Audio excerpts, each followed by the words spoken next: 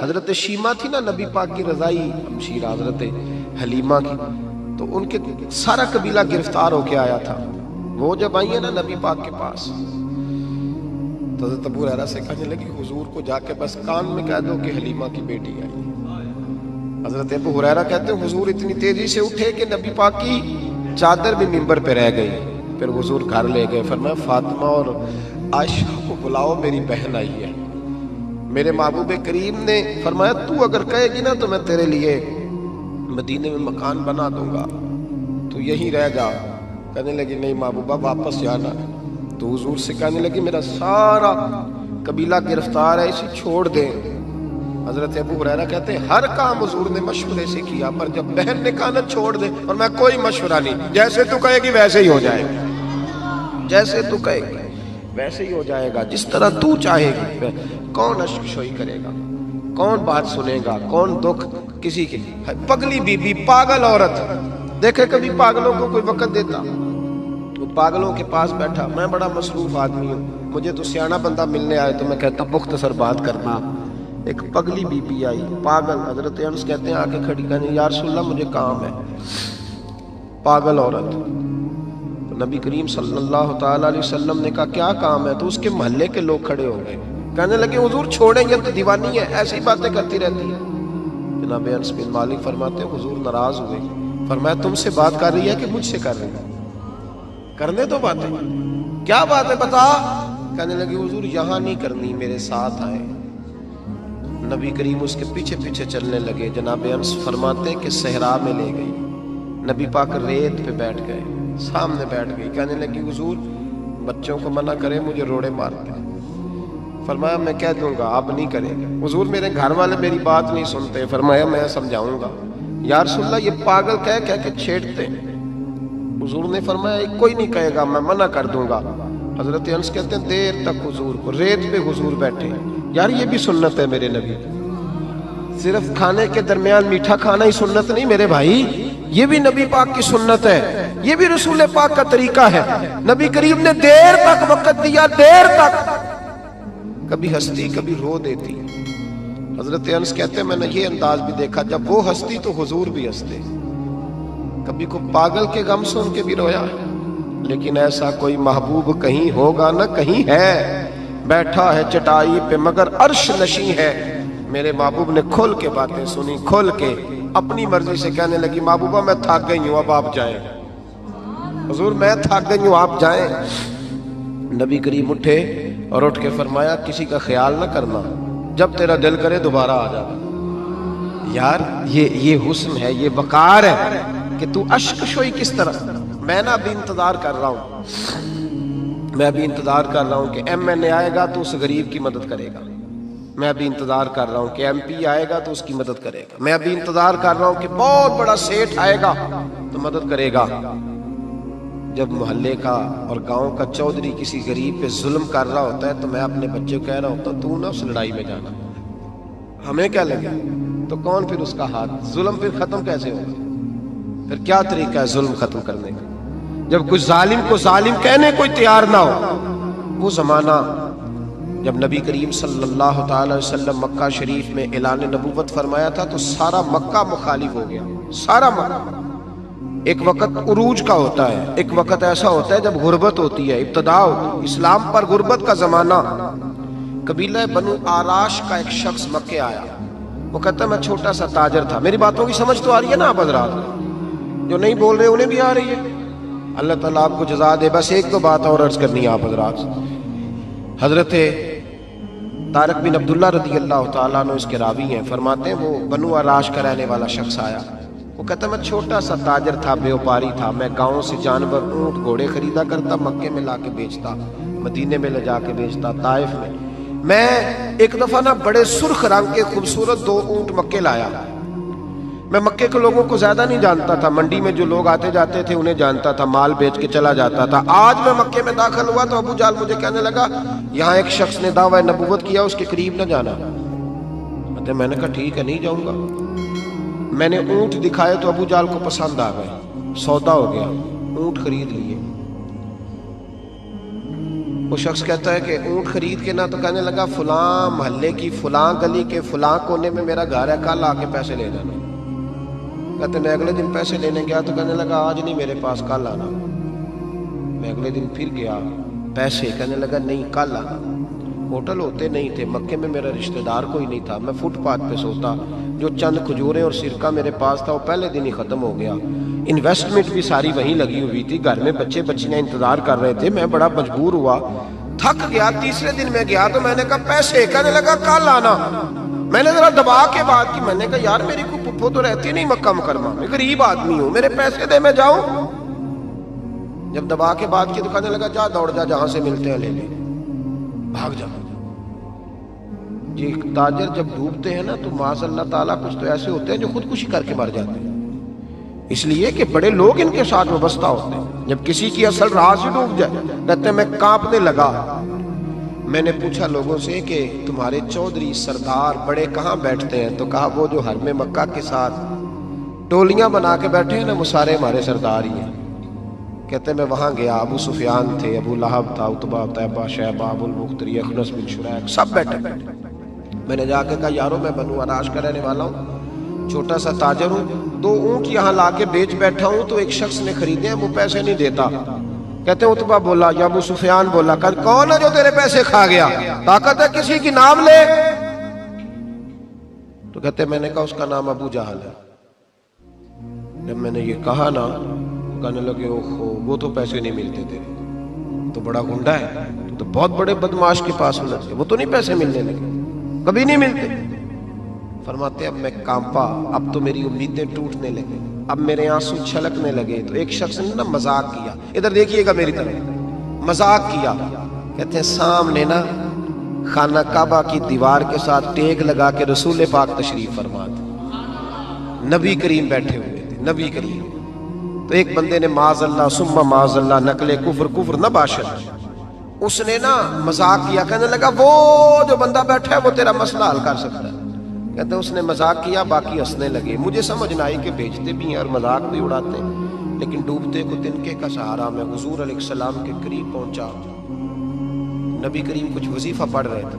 یہ غریب آدمی نا بیچارہ وزیر سے بھی ڈرتا ہے تو پیر سے بھی ڈرتا ہے کہ کہیں طبیعت پہ کوئی چیز گرا نہ گزر جائے۔ تو کہتا ہے میں ڈرتے ڈرتے نا پیچھے بیٹھ گیا کہ فارغ ہوں گے تو میں بات کروں گا۔ فرماتے میں ابھی پیچھے بیٹھا ہی تھا، پورا بیٹھا بھی نہیں تھا کہ میرے رسول پاک نے میری طرف توجہ فرمائی، رخ میری طرف پھیرا، 2 جملے نبی پاک نے کہے تو مجھے یوں لگا جیسے پردیس میں مجھے ماں مل گئی ہو۔ 2 جملے، پہلا فقرہ حضور نے فرمایا پردیسی لگتے ہو، اور دوسرا فقرہ فرمایا پریشان لگتے ہو۔ فرماتے ہیں بعد چھم چھم میرے آنسو گرے، چھم چھم۔ اور بھائی کوئی اپنا ملے تو رونے کا مزہ آتا ہے، کوئی دکھ پوچھے تو پھر بندہ آنسو گرائے نا، ہر ایک کو تو دکھ سنائے بھی نہیں جاتے۔ وہ شاعر اردو کا ہے، آپ کی سمجھ میں آ گیا تو بڑا اچھا ہے۔ اس نے کہا تھا کہ ہجوم غم میں بھی توہین ضبط غم نہ ہوئی، ہم اس احتیاط سے روئے کہ آنکھ نم نہ ہوئی۔ ہجوم غم میں بھی توہین ضبط غم نہ ہوئی، ہم اس احتیاط سے روئے کہ آنکھ نم نہ ہوئی۔ ہم روئے بھی ہیں پر ہم نے کوشش کی ہے کہ کوئی ہمارے آنسو نہ دیکھے، چھپ چھپا کے روئے۔ فرمانے لگے نبی رحمت صلی اللہ علیہ وسلم نے فرمایا پردیسی اور پریشان لگتے ہو۔ کہتے میں جب رویا نا تو کریم رسول نے کام بھی نہیں پوچھا، یہ بھی نہیں پوچھا مسئلہ کیا، مجھے تبکی دی۔ فرمایا چپ کر، روتا کیوں ہے؟ جیسے تو کہے گا ویسے ہی ہو جائے گا۔ کیا کہا بریلی کے امام نے؟ فرمانے لگے غم زدوں کو رضا مجدہ دیجئے کہ ہے، جاؤ اعلان کر دو، غم زدوں کو رضا مجدہ دیجئے کہ ہے، بے کسوں کا سہارا ہمارا نہیں۔ نبی کریم نے فرمایا فکر نہ کر، جیسے تو کہے گا ہو جائے۔ کہتے حضور پہلے مجھے گھر لائے، سرکہ کھلایا، کھجوریں دی، دودھ پلایا، میں 2-3 دنوں کا بھوکا تھا، میں نے راج کے کھایا۔ کہتے ہیں جب میں سیر ہو گیا نا میری تسلی ہو گئی۔ اب حضور نے فرمایا بتا تیرا مسئلہ کیا ہے؟ سارا علاقہ کسی اور طرف ہے، شہر کسی اور طرف ہے، پر میرے نبی حق کے ساتھ ہے۔ حالات نہیں ہے اس وقت کہ حق کے ساتھ کھڑا ہوا جائے، پر حضور حق کے ساتھ ہے۔ میرے نبی کریم سید عالم صلی اللہ تعالی علیہ وآلہ وسلم نے فرمایا، کریم رسول فرمانے لگے کیا مسئلہ ہے؟ ابو جہل پیسے نہیں دیتا۔ فرمایا اس نے کیوں نہیں دینے، دے گا پیسے، کیوں نہیں دینے پیسے؟ دیکھ کچھ لوگ نا کچھ لوگ شرافت کو بزدلی سمجھتے ہیں. وہ ایک درویش تھا تو کسی نے سخت بات کر دی تو کہنے لگا میرے ساتھ سخت بات نہ کر, اٹ سٹ تے پکھڑا کوار گندل اسی اور بھی بوٹیاں جاننے ہیں. اٹ سٹ تے پکھڑا کوار گندل تے اسی. اور اس کا ترجمہ اقبال نے بھی کیا. اقبال کہنے لگے ہو ہلکا یارا تو بریشم کی طرح نرم, پر رزم حق و باطل ہو تو فولاد ہے مومن. رزم حق و باطل ہو تو اشداء علی الکفار رحماء بینہم, کافر پہ سخت اور آپس میں رحم. یہ اصول ہے مومن کا. نبی کریم نے فرمایا کیوں نہیں پیسے دینے, دے گا. ان الذین قالوا ربنا اللہ ثم استقاموا تتنزل علیہم الملائکہ, جو رب کا نام لے کے ڈٹ جائے اللہ اس کی مدد کے لیے فرشتوں کا نزول فرما دیا کرتا ہے. نبی کریم علیہ السلام ساتھ چلے آہستہ آہستہ. اور بھائی کونسلر رکا بھی لکھ دے تو اس کی مہربانی. ویسے تو کونسلر کے دروازے پہ سویرے کو چلا جائے نا غریب آدمی, امیر آدمی پہ تو خیر پرچہ بھی ہو تو ایسا جو سب پوچھتے ہیں چوہدری صاحب درخواست آئی ہوتا کی کرتا ہے, تو غریب آدمی کو لے جاتے ہیں تو وہ پھر جاتا ہے بیچارہ کونسلر صاحب کے پاس, چودھری صاحب کے پاس. تو پھر اندر سے پیغام آتا ہے کہ چودھری صاحب ٹوتھ پیسٹ کر رہے ہیں, پھر پیغام آتا ہے کہ بریڈ گرم ہو رہا ہے, پھر پتہ چلتا ہے کہ اب اخبار پڑھ رہے ہیں. وہ غریب باہر بیٹھا ہے, پھر باہر آ کے پوچھتے ہیں گاڑی کرا کے لائے ہو, وہاں کیسے جانا ہے؟ وارث شاہ مان کری نہ وارثہ دا, رب بے وارثہ کر کے مار دائی. بے پروائی ویک سجن دی جتھے کسے دی پیش نہ جاوے, انہیں تاجاں والے در در رولے, تاجاں والے در در رولے تے منگتے یا تخت بٹھاوے. وہ سجنا کسے نو کارا مل دائی, کوئی کعبے ہو خالی آوے, ڈھار اس کی بے نیازی سے. اور بڑے بڑے حاجی نمازی, ناراض نہ ہونا میری بات, بڑے بڑے حاجی نمازی حق کی بات کرنی ہوتی ہے تو پیچھے ہٹ جاتے ہیں. ایک بابا بلے شاہ صاحب کی بات نہ کرتے درمیان میں. بابا صاحب نے بڑا شکوہ کیا, کہنے لگے حج بھی کیتی جاندے ہو تے لہو بھی پیتی جاندے ہو, حج بھی کیتی جاندے ہو تے لہو بھی پیتی جاندے ہو, کھو کے مال یتیماں دا تے بھیج مسیتی جاندے ہو, پھٹ دلاں دے سیندے نہیں تے ٹوپیاں سیتی جاندے ہو, نفس تے چھری پھیر دے نہیں تے دمبے کیتی جاندے ہو, فرض پلائی بیٹھے ہو تے نفلہ نیتی جاندے ہو. او دسو تے صحیح بلے شاہ نو ایک ہی کیتی جاندے ہو, او کچھ دسو تے صحیح بلے شاہ ایک ہی کیتی. نبی کریم صلی اللہ علیہ وسلم نے فرمایا دینے کیوں نہیں, ہم حق کے ساتھ.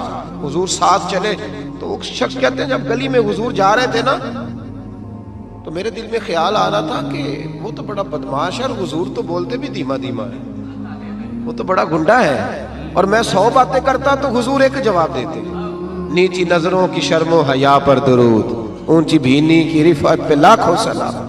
تو محبوب پاک کیسے بات کریں گے, وہ تو بڑا بے حیا ہے. لیکن کہتے ہیں سارے رستے حضور نے کوئی بات نہ کی, ککھ سواد نہیں مشری اندر, اسا کھنڈا بھی چک ڈٹھیاں, اینا ساریاں شیواں نالوں گلاں سجن دیاں مٹھیاں. یہ کس قسم کا عذاب ہے؟ جمعے پڑھ گئے, ٹڈیاں آ گئے, یہ اللہ نے عذاب نازل کیا. جب وہ عذاب میں مبتلا ہوئے تو موسیٰ علیہ السلام سے کہا کہ آپ اللہ سے دعا کریں کہ ہم سے یہ عذاب ٹل جائے.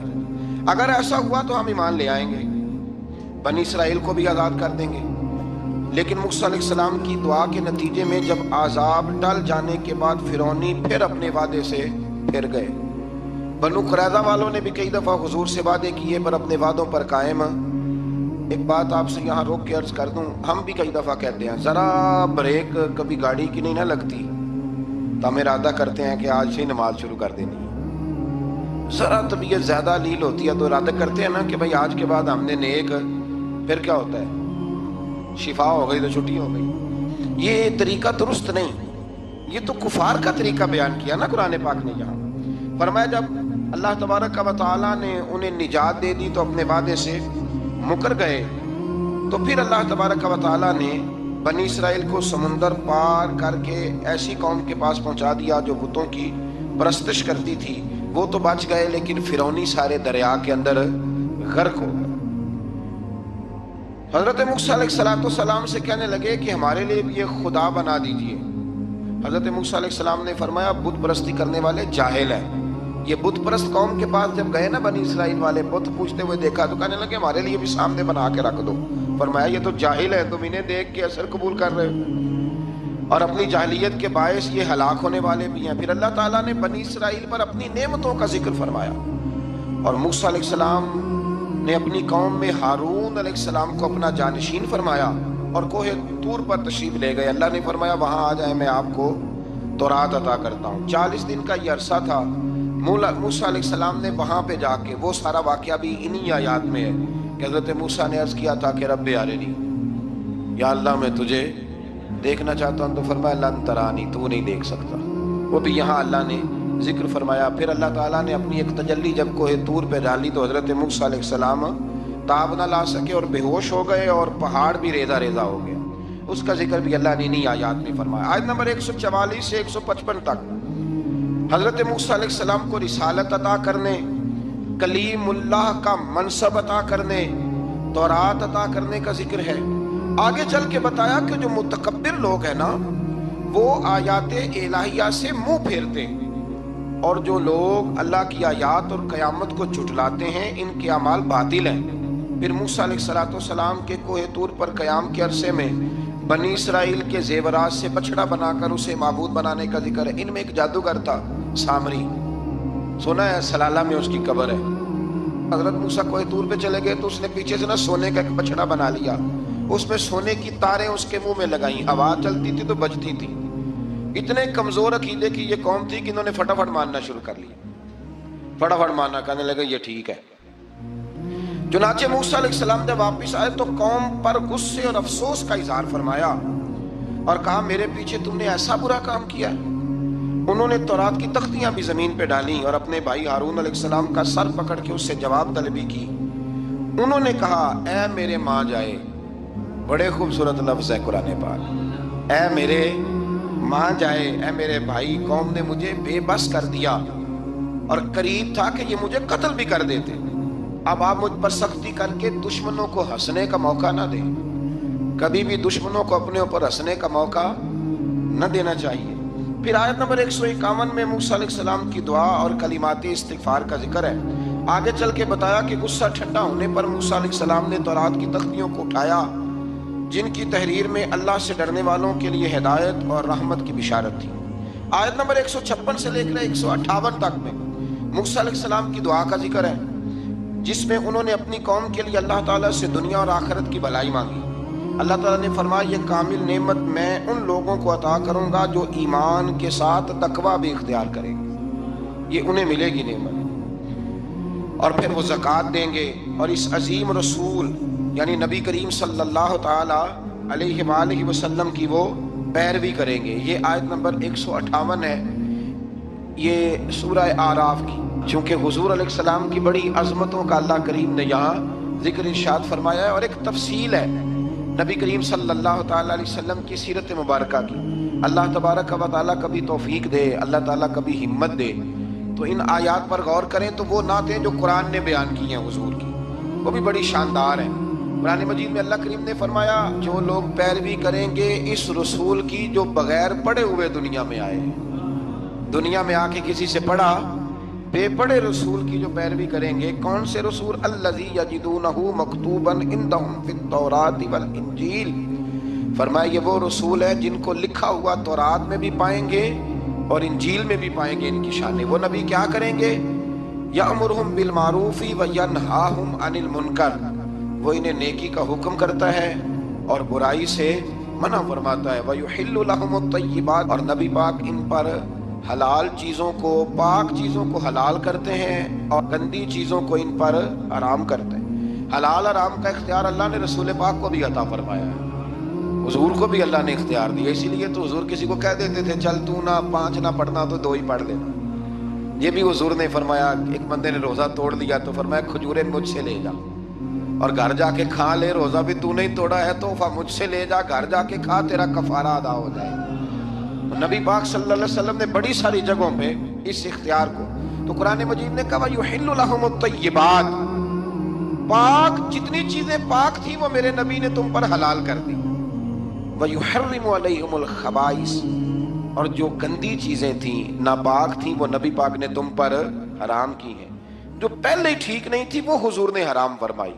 اور پھر بڑے خوبصورت لفظ ہیں، اگر آپ جاگ کے سنیں تو فرمایا وَيَضَعُ عَنْهُمْ، اور وہ ان پر سے اتارتے ہیں، اِسْرَهُمْ وَالْأَغْلَالَ الَّتِي كَانَتْ عَلَيْهِمْ، فرمایا نبی پاک ان سے ان کا بوجھ اتارتے ہیں اور کاٹتے ہیں وہ زنجیریں جن میں یہ لوگ جکڑے ہوئے تھے، غلامی کی زنجیریں، سخت ترین احکام کی زنجیریں۔ فرمایا میرے رسول تو دنیا میں زنجیریں کاٹنے کے لیے آئے، حضور نے لوگوں کی زنجیریں کاٹ دی۔ فرمایا فالذین آمنوا بہ وعزروہ ونصروہ، فرمایا جو لوگ اس نبی پر ایمان لائیں گے، ان کی تعظیم کریں گے، ان کے دین کی مدد کریں گے، واتبعوا النور الذی انزل معہ، اور اس نور کی پیروی کریں گے جو ہم نے نبی پاک کے ساتھ اتارا ہے۔ وہ کیا ہے؟ حضور کے ساتھ کیا اترا ہے؟ قرآن مجید۔ فرمایا جو اس کی پیروی کریں گے اولئک هم المفلحون، یہی لوگ ہیں کامیاب ہونے والے۔ اور اگلی آیت میں فرمایا محبوب آپ کہہ دیں، آج پھر کھل کے اعلان کر دیں، کیا کہا؟ قل یا ایھا الناس انی رسول اللہ الیکم جمیعا، فرمایا لوگوں کو بتا دیں کہ میں ایک قبیلے کا، ایک گروہ کا، ایک ملک کا نہیں، میں سارے انسانوں کا رسول بن کے آیا ہوں، تمام انسانوں کی طرف۔ اور حضور نے اعلان فرمایا، خود بخاری کا لفظ ہے، فرمایا ارسلت الی الخلق، فرمایا میں صرف انسانوں کا نہیں، جس کو اللہ نے پیدا کیا ہے میں ان سب کا رسول بن کے دنیا میں آیا، سب کا رسول بن کے میں دنیا میں آیا ہوں۔ تو ان آیات کے اندر اللہ تبارک و تعالیٰ نے رسول کریم علیہ الصلوۃ والسلام کی ان ساری عظمتوں کو بیان فرمایا۔ آیت نمبر 160 میں موسیٰ علیہ الصلوۃ والسلام کے پتھر پر ضرب لگانے اور ان کے قوم کے 12 قبیلوں کے لیے 12 چشمے جاری ہونے کے معجزے، اور پھر بادل کے سایہ کرنے والا معجزہ، من اور سلوہ کے اترنے کا بیان بھی فرمایا، اور اس کے بعد اس امر کا بیان بھی فرمایا کہ بنی اسرائیل کو حکم ہوا کہ معافی مانگتے ہوئے اور سجدہ کرتے ہوئے بیت المقدس میں داخل ہو جاؤ، مگر انہوں نے اس مسئلے میں بھی تحریف کر دی، اس کو بھی بدل دیا۔ مزید بتایا کہ سمندر کے کنارے جو ایک بستی تھی، انہیں ہفتے کے دن وہاں مچھلیاں پکڑنے سے منع کیا گیا تھا، مگر انہوں نے اللہ کے حکم کی نافرمانی کی، سوائے ایک گروہ کے۔ بنی اسرائیل کی نافرمانیوں کے باعث اللہ نے ان کی صورتوں کو بدل دیا، اللہ نے انہیں۔ ایک شخص نے ایک بزرگ سے پوچھا کہ نبی پاک علیہ السلام کی رحمت سے ہمیں کیا ملا ہے؟ معاذ اللہ، اگر میں ابھی پوچھوں کہ حضور کی رحمت سے کیا ملا ہے، تو بزرگ کہنے لگے کہ اس طرح کر، شام کو گھر جانا اور آئینے کے آگے کھڑے ہونا اور اپنے پچھلی زندگی کے سارے اعمال دیکھنا اور پھر اپنا چہرہ دیکھنا، اگر بدلا نہیں نا تو سمجھ لے میرے رسول کی رحمت سے حصہ ملا ہوا ہے، تجھے میرے کریم محبوب کی رحمت سے حصہ ملا ہوا ہے۔ ورنہ وہ نافرمانی کرتے تھے تو ان کے چہرے بدل جاتے تھے، دروازوں پہ لکھا جاتا تھا۔ سنگیوں بتاؤ نا، اگر آج بھی یہ حال ہو تو کون کسی کو منہ دکھانے کے قابل رہے، کون کسی کو منہ دکھانے؟ دعا فرمائیں اللہ محبوب کی غلامی میں ہمیں پختگی نصیب فرمائے۔ پھر اللہ تبارک و تعالیٰ نے آیت نمبر 168 میں اور 167 میں یہود کے برے اعمال کا سبب ان کی جمعیت کے منتشر ہونے اور ان پر جابر لوگوں کے مسلط ہونے کا ذکر فرمایا۔ بعد والی آیات میں ان کے برے جانشینوں کا ذکر کیا جو رشوت لے کر اللہ تعالیٰ کی آیات میں رد و بدل کر دیتے تھے۔ ان سب برائیوں کے باوجود اس مغالطے اور خود فریبی کا شکار تھے کہ وہ بخشے جائیں گے۔ اللہ اکبر۔ اللہ تعالیٰ نے فرمایا کہ آخرت کا گھر صرف متقیوں کے لیے اور اللہ کے فرما بردار بندوں کے لیے۔ آیت نمبر 172 میں اس امر کا بیان ہے کہ اللہ تعالیٰ نے بنی آدم کی ارواح کو ایک جگہ پہ جمع کیا تھا اور جمع کر کے پوچھا الست بربکم، کیا میں تمہارا رب نہیں؟ تو سب نے یک زبان کہا قالوا بلا، ہاں مالک تو ہی ہمارا رب ہے۔ وہاں گواہی دی اور یہاں آ کے مکر گئے، وہاں گواہی دی اور یہاں مکر گئے۔ تو ہمارے بزرگوں نے لکھا ہے اس وقت بھی سب سے پہلے جس روح نے گواہی دی وہ میرے اور آپ کے پیارے رسول کی روح ہے مبارک، سب سے پہلے۔ اور حضور نے فرمایا جو روحیں وہاں ایک دوسرے کو جانتی تھی وہ یہاں بھی ایک دوسرے کو۔ داتا گنج بخش علی اجویری رحمت اللہ لکھا ہے کہ حضرت حرم بن حیان کہتے ہیں میں حضرت اویس کرنی سے ملوں، تو کہتے ہیں میں ان کے پیچھے یمن گیا تو وہ یمن سے مکے چلے گئے، میں مکے گیا تو وہ مدینے آ گئے، میں مدینے گیا تو وہ مصر چلے گئے، وہاں سے وہ پھر یمن آ گئے۔ بالآخر میں نے نہر فرات کے کنارے انہیں دیکھ ہی لیا، وضو کر رہے تھے، میں نے ان کو سلام لیا تو میرا ارادہ تھا سلام کے بعد پوچھوں گا کہ آپ بھی اویس کرنی ہے؟ کہتے میں نے السلام علیکم کہا تو وضو سے فارغ ہو کر کہنے لگے وعلیکم السلام یا حرم بن حیان، تو میں نے کہا حضور آپ مجھے کیسے جانتے ہیں؟ میں تو پہلی دفعہ ملا ہوں۔ کہنے لگے میں ویس کرنی ہوں، تو حرم بن حیان ہے، میں تجھے جانتا ہوں۔ کہا حضور کس طرح؟ فرمایا عارف تو روحی من روحی کا، میری روح تیری روح کی واقف ہے، میری روح تیری روح کی۔ کن فیکون تے کل دی گل ہے۔ وہ درویش نے کہا تھا نا کن فیکون تے کل دی گل ہے، اسی اگے پریت رلائی۔ ہمارا تو پرانا جرانہ ہے بھائی، کن فیکون تے کل دی گل ہے۔ اللہ تبارک و تعالیٰ سمجھنے کی توفیق عطا فرمائے۔ یہاں بڑے لطیف نقطے ہیں، بڑی باتیں ہیں، اور انشاءاللہ تعالیٰ کسی وقت کریں گے۔ اس آیت میں بڑا کچھ لکھا ہے ہمارے بزرگوں نے، اور کمال کر دیا جس نے جو لکھا۔ بہرحال پھر آگے چل کے اللہ تعالیٰ نے ارشاد فرمایا آیت نمبر 175 میں، بغیر نام لیے ایک شخص کا ذکر فرمایا۔ بعض بزرگوں نے کہا وہ بلم بن بورا ہے، اور بعض نے کہا امیہ بن خلف ہے، اور بعض نے کہا ابو عامر فاسق ہے۔ ان تینوں میں سے ایک برائی ان تینوں میں مشترک تھی، تینوں میں وہ جرم پایا جاتا تھا۔ وہ یہ تھا کہ ان کے پاس علم بھی تھا، زہد اور ریاضت بھی تھی بلم بن بورا کے پاس، لیکن حضرت موسیٰ کے حسد کی وجہ سے تباہ ہو گیا۔ اسی طرح امیہ اور ابو عامر نبی پاک علیہ السلام کے حسد کی وجہ سے تباہ ہو گئے۔ کچھ لوگ صرف حسد کی وجہ سے ہی، پتہ ہے آپ کو، کچھ لوگ حسد کی وجہ سے تباہ ہو جاتے ہیں۔ ایک بادشاہ بڑا کنجوس تھا، تو اس کے سامنے ایک شخص اکثر آیا کرتا تھا، تو کسی نے اس سے کہا کہ بادشاہ سے انعام وصول کرو۔ اس نے کہا یہ بڑا کنجوس ہے، پر چلو اللہ نے مجھے بھی بڑا ذہن دیا، انعام لے ہی لیتے ہیں۔ تو کہنے لگا بادشاہ کا بھی انعام ہی دے دیا کر۔ بادشاہ کہنے لگا پہلے میرے سوال کا جواب دے، پھر انعام دوں گا۔ اس نے سوال ہی ایسا سخت پوچھنا تھا کہ انعام بنے ہی نہ۔ حضرت رومی نے لکھا ہے کہ بادشاہ سلامت پوچھو سوال۔ تو بادشاہ کہنے لگا یہ میرے ہاتھ کی ہتھیلیاں، ان میں بال کیوں نہیں؟ پشت پہ ہے تو ہتھیلی پہ کیوں نہیں؟ اس نے بھی پھر کمال ہی جواب دیا۔ کہنے لگا آپ سخی بڑے ہیں، وہ دے دے کے نا بال سارے کھس گئے، وہ دے دے کے کھس گئے۔ بادشاہ کو بڑا ہی غصہ آیا، پتا تو اسے تھا نا میں کنجوس ہوں، بڑا غصہ آئے گا تو سخی بڑا ہے تو دے دے کے تیرے ہاتھوں کے بال۔ غصے سے کے ساتھ کہنے لگا تو تیرے ہاتھوں میں کیوں نہیں بال؟ کہنے لگا بادشاہ تو نے دیا بڑا ہے تو میں نے لیا بڑا ہے، تیرے دے دے کے گھس گئے ہیں تو میرے لے لے کے گھس گئے ہیں۔ تو اس کو اور غصہ آیا، کہنے لگا تو یہ جو سارے بیٹھے ہیں یہ دربار میں ادھر بھی تو ان کے ہاتھوں میں بال کیوں نہیں؟ کہنے لگا بادشاہ تو دیتا رہتا ہے، میں لیتا رہتا ہوں، تو یہ ہاتھ ملتے رہتے ہیں، ان کے مال مال کے گھس گئے ہیں۔ تو بادشاہ کہنے لگا بندہ تو سیانا ہے، تجھے کچھ نہ کچھ دینا ہی پڑے گا۔ اس نے دیا اسے۔ تو کچھ لوگوں کے نا مال مال کے ہی اللہ دیتا ہے، نوازتا ہے، پر ان کے حسد کر کر کے یہ ہاتھ گھس جاتے ہیں، بیٹھ کے نا پروگرام بناتے رہتے ہیں۔ اس نے ایسا کیا اس لیے آگے نکل گیا، اس نے یہ کیا۔ ایک صاحب مجھے ایک شخص کے بارے میں خبر دینے لگا، کہنے لگا وہ فلانا کیا، پھر اس نے ایسا کیا، تو پھر وہ جیک لگا، پھر وہ سیاست کی، تو آگے نکل گیا۔ میں کہ پتا تھے تینوں بھی سارا ہی سی، تو تم ہی لا لینا سی، کیونکہ تم بڑی باریک خبر دے رہا ہے کہ یہاں سے اس نے ایسے کیا، تو پھر اس طرح کر کے اس نے ایسے کیا۔ ایسا نہیں ہوتا، جڑیاں گڈیاں آپ ہی اڈیاں، او نہ چڑھن اونچائیاں، او خی گڈیاں اچیاں اڈیاں، جڑیاں سائیاں آپ چڑھائیاں۔ یہ سمجھ لو، وَتُعِزُّ مَن تَشَاءُ وَتُذِلُّ مَن تَشَاءُ بِيَدِكَ الْخَيْرُ۔ اس لیے یہ الجھا نہ کرے۔ تو حسد کی وجہ سے یہ لوگ پیچھے رہ گئے۔ اللہ تعالیٰ ہمیں حسد سے محفوظ فرمائے۔ آیت نمبر 179 میں اللہ تعالیٰ کی نعمت عقل کو قبولیت ہدایت کے لیے استعمال نہ کرنے والوں کو چوپایوں سے بدتر قرار دیا گیا۔ جو عقل اور شعور رکھنے کے باوجود استعمال نہیں کرتے، فرمایا جانوروں سے برے ہیں۔ ان کے دل ہیں مگر وہ حق کے دلائل کو سمجھتے نہیں۔ رب فرماتا ہے ان کے پاس آنکھیں ہیں پر آیات الہی کو دیکھتے نہیں، ان کے پاس کان ہیں پر دعوت حق کو سنتے۔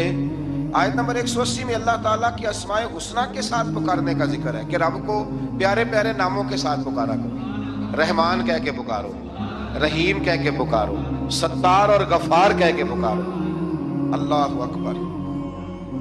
آیت نمبر 186 سے 188 میں منکرین کے قیامت کے بارے میں پوچھنے اور قیامت کے اچانک آنے کا ذکر ہے۔ رسول اللہ صلی اللہ علیہ وسلم کو بارگاہ ربوبیت میں عجز و نیاز کی تعلیم دیتے ہوئے فرمایا کہ محبوب آپ یہ کہہ دیں کہ میں اپنی ذات کے لیے خود سے کسی نفع اور نقصان کا مالک نہیں ہوں مگر جو اللہ چاہے، اور اگر میں اپنی ذات سے غیب کو جانتا تو میں از خود خیر کثیر جمع کر لیتا اور مجھے کوئی تکلیف نہ پہنچتی۔ یعنی غیب کے علوم اور ساری نعمتیں رب ہی عطا کرتا ہے، رب ہی عطا کرتا ہے، اور کبھی بھی کوئی تکلیف پہنچے تو اس کی قضاء و قدر سے پہنچتی ہے۔ یہ اللہ کی قدرت ہوتی ہے، اگر کبھی کسی کو کوئی تکلیف، زیادہ تر تکلیفیں اس کے پیاروں کو پہنچتی ہیں، مطلب یہ تو نہیں نا کہ وہ ناراض ہے، اس میں کوئی اس کی حکمت ہے۔ آیت نمبر 199 اور 190 میں بتایا کہ تمام بنی آدم کو ایک جان حضرت آدم علیہ السلام سے پیدا کیا ہے، اور اسی سے اس کا جوڑا بھی بنایا تاکہ وہ اس سے سکون حاصل کرے۔ اور جب بیوی امید سے ہو تو میاں بیوی تندرست لڑکے کی دعا کرتے ہیں اور شکر ادا کرنے کا اقرار کرتے ہیں، لیکن جب اللہ تعالیٰ ان کو عطا کرتا ہے تو یہ لوگ اس کے ساتھ شریک بنا لیتے ہیں۔ اس کے بعد والی آیات میں کفار کے معبودان باطل کی عجز، کمزوریوں اور احتیاج کا ذکر فرمایا۔ دیکھیں نا آپ، جب تک تو بچہ پیدا نہیں ہوتا تو دعائیں ہوتی رہتی ہیں، اور جب پیدا ہو جاتا ہے تو پھر ڈھول بجنے شروع ہو جاتے ہیں۔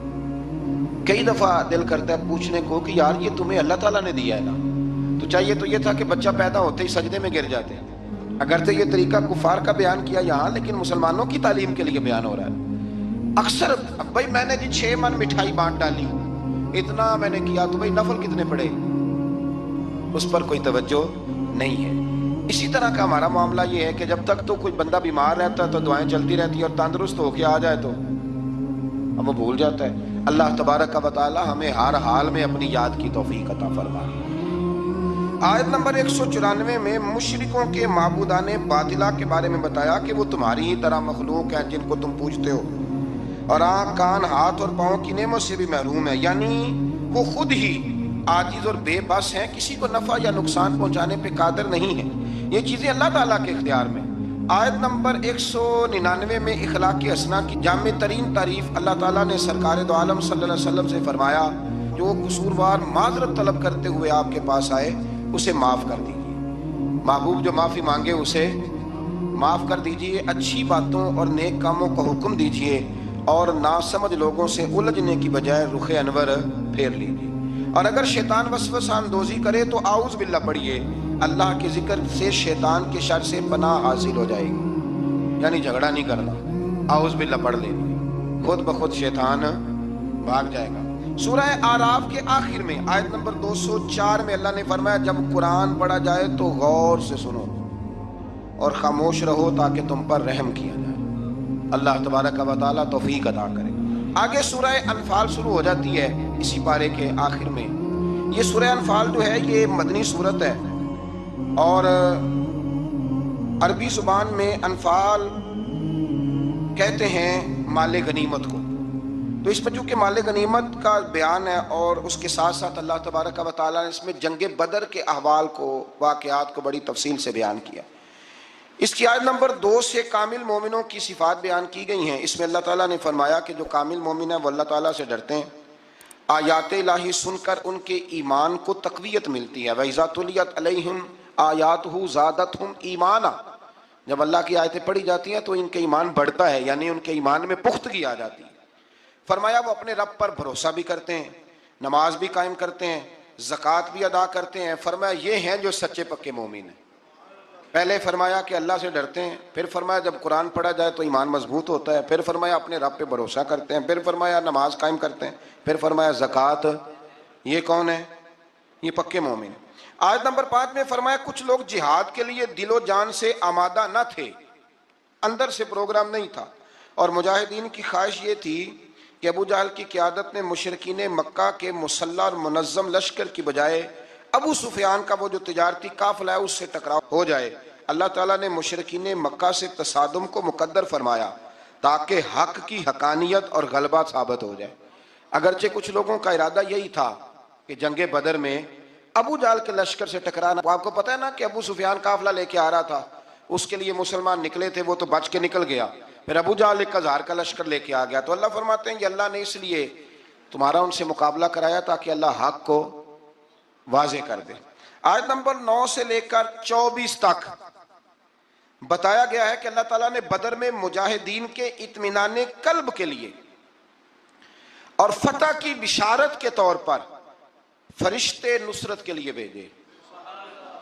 فرشتے آئے مدد کرنے کے لیے۔ میدان بدر میں سخت زمین اور پانی کے چشموں پر کفار کے پاس تھے، اور نرم زمین جس پر چلنا دشوار تھا۔ مسلمانوں کے پاس تھی اور پانی کی بھی قلت تھی، جس کی وجہ سے اللہم صلی علی سیدنا و مولانا محمد، اللہم صلی علی سیدنا و مولانا محمد۔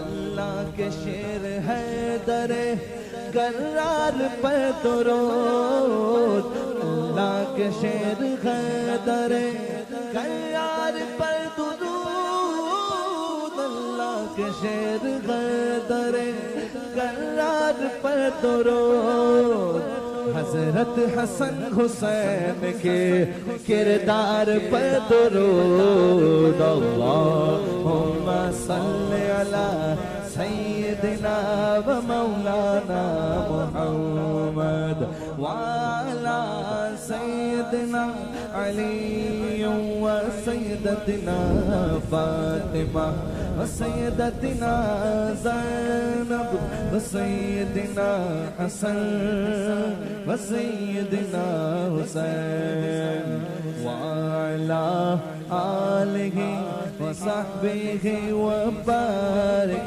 وسلم۔ زینب کی بارگاہ میں